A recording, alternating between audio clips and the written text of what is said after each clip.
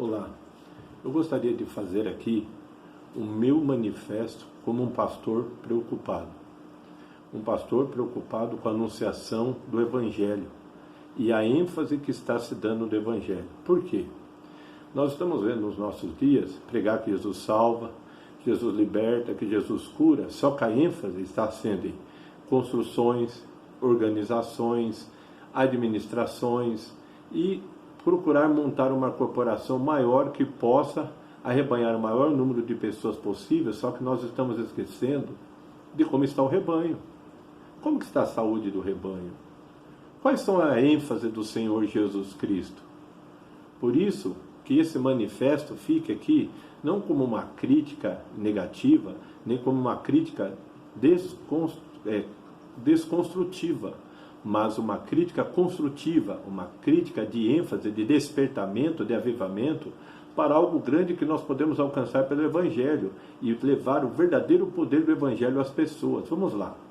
Atos dos Apóstolos, capítulo de número 28, versículo 7 ao 10, diz assim: perto daquele lugar havia um sítio que pertencia a um homem principal da ilha, chamado Públio, o qual nos recebeu e hospedou-nos com muita bondade durante 3 dias.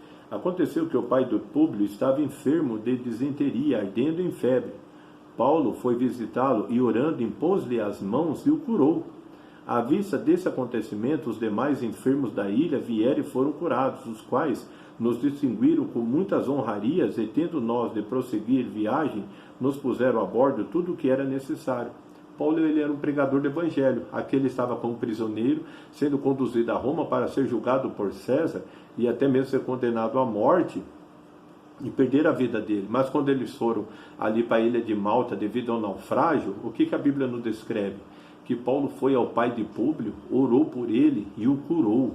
E aquilo foi tão espantoso, foi tão algo extraordinário e chamativo a atenção, que todos os enfermos daquela ilha foram ao apóstolo Paulo e ele o curou. Ele pregava o evangelho do reino e ministrava os sinais do evangelho. E qual é o sinal principal do evangelho? A cura divina, a remoção das enfermidades, das doenças, das moléstias.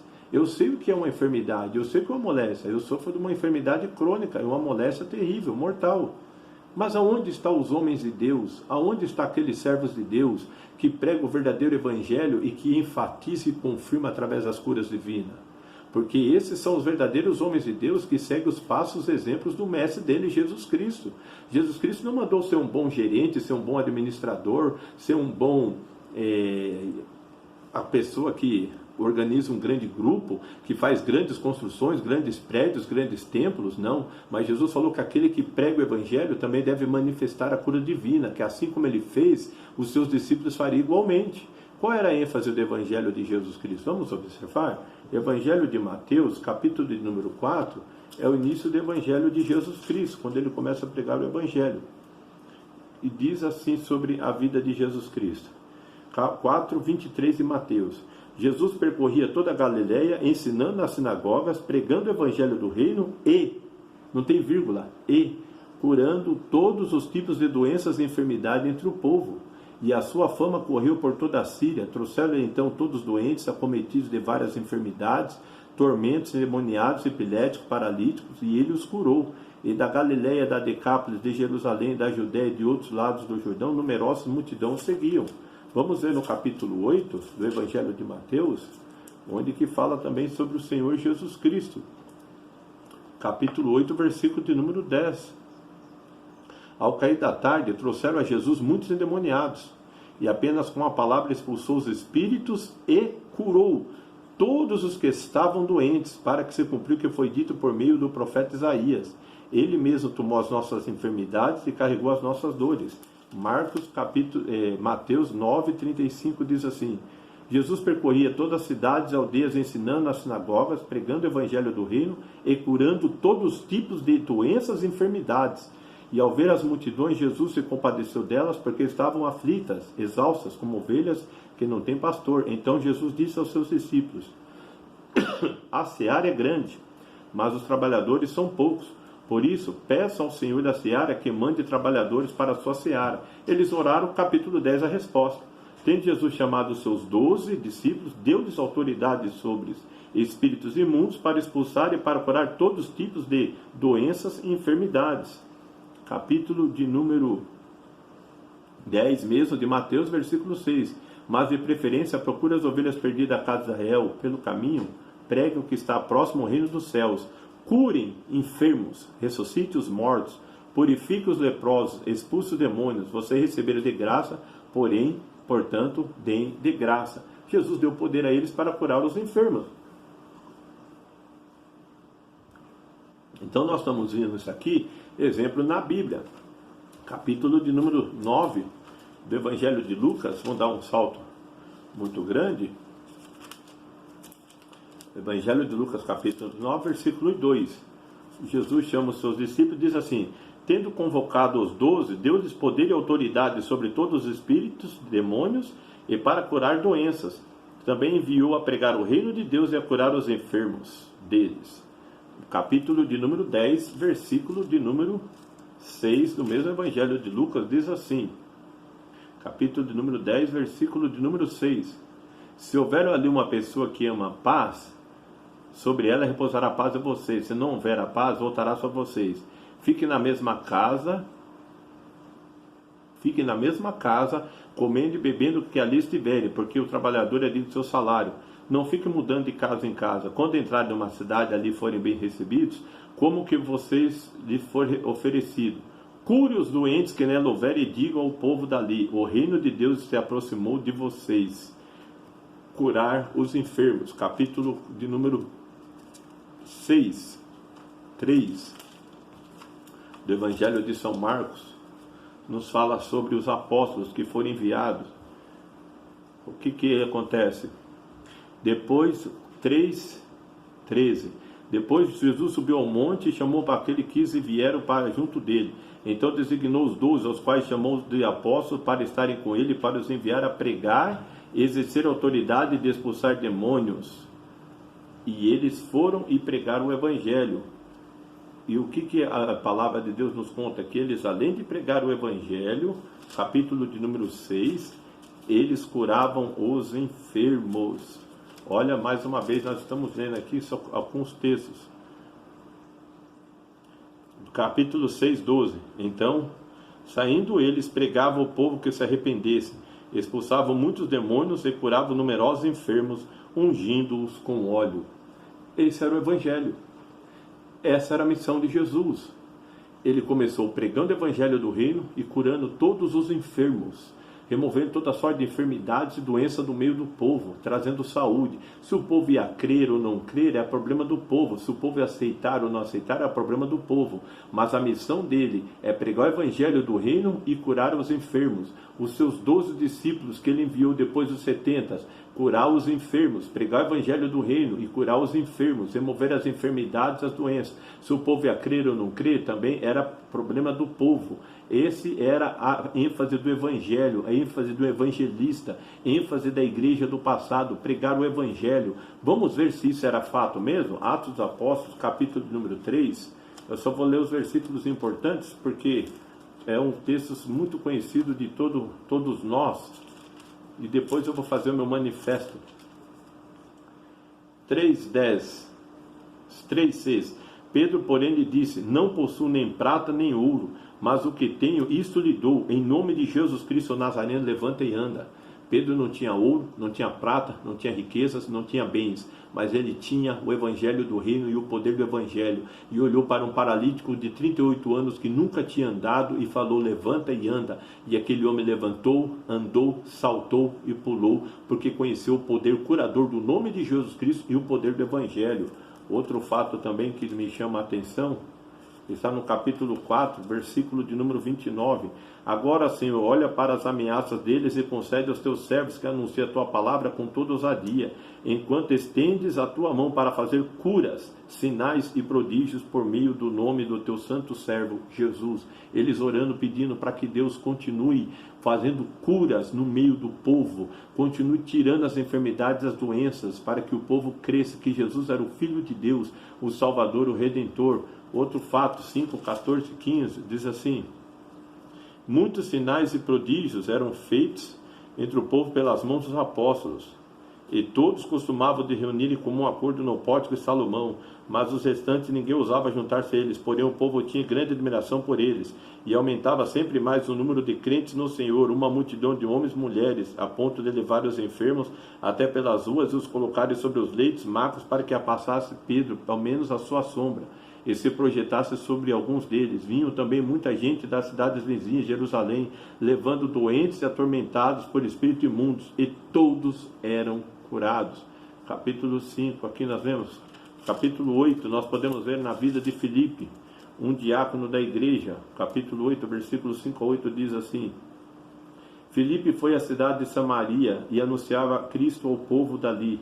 As multidões unânimes davam atenção às coisas que Filipe dizia, ouvindo-as e vendo os sinais que ele fazia, pois os espíritos imundos gritavam em alta voz e saiu de muitos que estavam possuídos por eles, e muitos paralíticos e coxos foram curados, e houve grande alegria naquela cidade. 9, 34 e 35 de Atos dos Apóstolos nos diz assim, 9, 34. Pedro lhe disse: Enéas, Jesus Cristo cura você, levante-se e arrume a sua cama. Ele imediatamente se levantou. Todos os habitantes de Lida e da região de Saron viram Enéas e se converteram ao Senhor. Depois nós vemos no versículo de número 48, diz assim, 41, 42,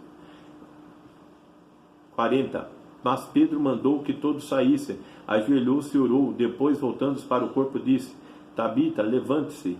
Ela abriu os olhos e, vendo a Pedro, sentou-se. Ele, dando-lhe a mão, ajuntou a ficar em pé e, chamando os santos, especialmente as viúvas, apresentou-a viva. Isso se tornou conhecido em toda a cidade de Jope, e muitos creram no Senhor. E agora, mais um texto para mim terminar, 14, de Atos dos Apóstolos, capítulo 14, versículo de número 8. Em Listra costumava estar sentado certo homem aleijado, paralítico, desde o seu nascimento, que nunca tinha conseguido andar. Esse homem ouviu Paulo falar. Quando Paulo fixou nele os olhos e viu que ele tinha fé para ser curado, disse em alta voz: Levante-se direito sobre os pés. O homem saltou e começou a andar. O que eu quero dizer, como eu manifesto aqui como pastor preocupado?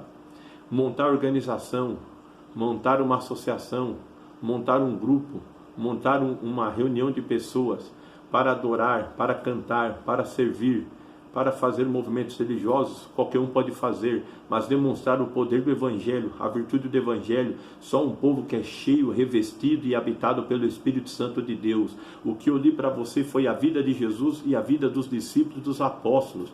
Os apóstolos Pedro e João, e também os discípulos como Filipe e Paulo, posteriormente que vieram. Eles pregavam o Evangelho do Reino e demonstravam o poder desse Evangelho com curas divinas instantâneas. Não eram curas momentâneas, nem cura muito menos assim que cronologicamente se desenvolvendo de pouco em pouco, mas eram momentâneas, porque isso demonstra o poder de Deus, o poder do Evangelho e a presença de Deus no meio do povo. Nós estamos tendo um povo muito grande que canta, que ora, que prega, um povo que faz um movimento evangélico muito grande, mas esse povo está enchendo os hospitais, os UPAs, está enchendo também os postinhos de saúde com enfermidades de diversos modos, diversas formas.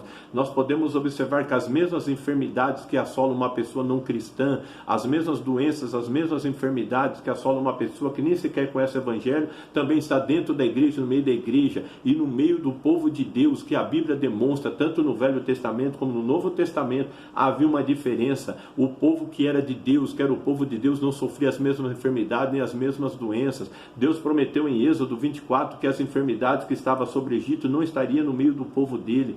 Deus falou em Êxodo 17 que ele era o Deus que sarava o povo. Deus fala através dos profetas que no meio do povo dele não haveria enfermo algum, nem doente algum. O salmista fala no Salmo 103 que ele curaria todas as nossas enfermidades com o mesmo poder que cura todas as nossas iniquidades. É o mesmo padrão, é a mesma igreja. Mas o que nós estamos vendo? Cadê esse poder? Cadê esta virtude? Cadê esta graça? Não está em Deus. O problema não está em Deus, nem muito menos na falta de fidelidade de Deus. É que o foco, o objetivo e a ênfase do povo está sendo diferente, está sendo a prosperidade material, a riqueza material, a organização material. E estamos esquecendo que o Evangelho é o poder de Deus para a salvação de todo aquele que crê.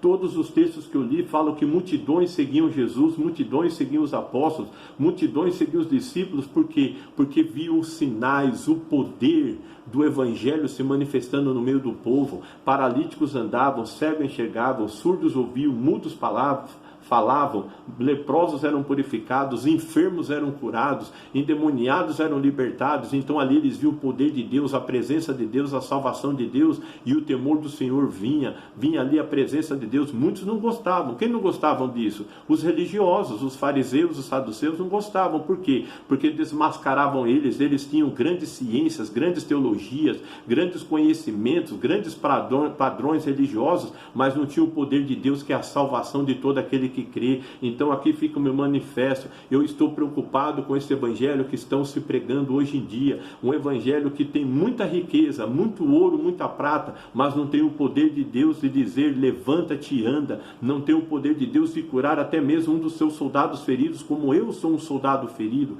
como eu sou um que prega o evangelho, que anuncia o evangelho, e ultimamente eu estou parado devido a uma enfermidade, mas ninguém teve o poder, a autoridade de chegar para essa enfermidade que me assola e me aflige e dizer, ser curado em nome de Jesus Cristo, como Pedro falou para Enéas, Jesus Cristo te dá cura e te dá saúde.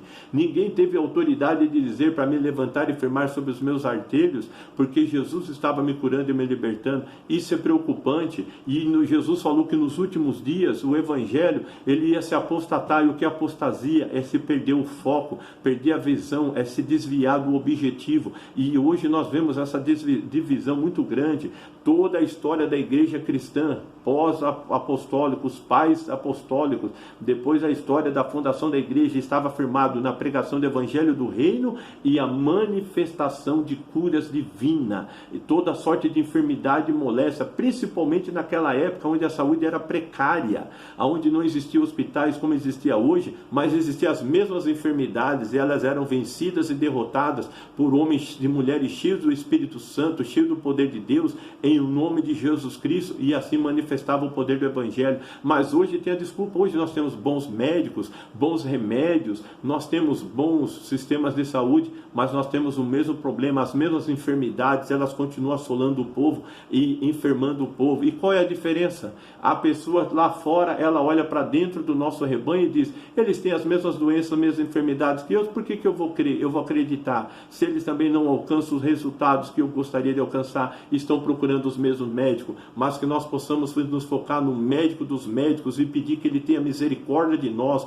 possamos nos arrepender dos nossos pecados, da nossa frieza espiritual, da nossa fraqueza de fé, e pedir para que Deus nos avive novamente, para nos dar com poder e autoridade, para demonstrar que o reino de Deus é chegado, e que o poder de Deus está no nosso meio, e que no nosso meio não existe endemoniado, não existe enfermo, não existe doente, porque aqui tudo sai instantaneamente em nome de Jesus Cristo, não com o poder do médico, nem sabedoria do médico, não que isso seja desprezado, mas o poder de Deus é muito maior, muito superior, muito grande, para demonstrar a este mundo que Deus vive, que Ele existe e que Ele é galardoador daqueles que o buscam. Por isso fica aqui esse meu manifesto. Aonde está o poder do Evangelho? Aonde está a pregação do Evangelho bíblica? Como nós dizemos que a palavra é a nossa lâmpada e a nossa luz. Então, se ela é nossa lâmpada, a nossa luz, nós temos que viver a palavra. E viver a palavra não é somente viver as suas regras e doutrinas, mas também os seus efeitos. E quais os seus efeitos? Pregar o Evangelho, curar toda sorte de enfermidade e moléstia no meio do povo instantaneamente, como eu falei. Não é para amanhã, para a semana que vem, para quanto... E aí surge aquela teologia, que é da vontade de Deus, é purificação de Deus, é Deus que está trabalhando. Não, Deus nos purificou na cruz do Calvário com o sangue de Jesus Cristo. Deus nos santifica pela presença do Espírito Santo em nossas vidas e pela sua palavra. E esses sinais acompanham a vida daqueles que creem. E o Senhor confirma. Quer que eu prove para você como última leitura? Evangelho de Marcos, capítulo de número 16, nos diz assim, Versículo 17. Esses sinais acompanharão aqueles que creem. Em meu nome expulsarão demônios, falarão novas línguas, pegarão em serpentes, se beberão alguma coisa mortífera, não lhes fará mal. Se impuserem as mãos sobre os enfermos, eles ficarão curados. Aqueles que creem. Então nós estamos tendo defeito na nossa fé, problema na nossa fé. Fica aqui o meu manifesto como um pastor preocupado, como uma pessoa que está enferma e não está conhecendo o poder do Evangelho, mas muitas desculpas, muitas teologias, muitos pensamentos humanos, e quando lê a palavra de Deus, vê, pregava o Evangelho do Reino e todos eram curados das suas doenças, suas enfermidades. Que Deus tenha misericórdia de nós, em nome de Jesus Cristo.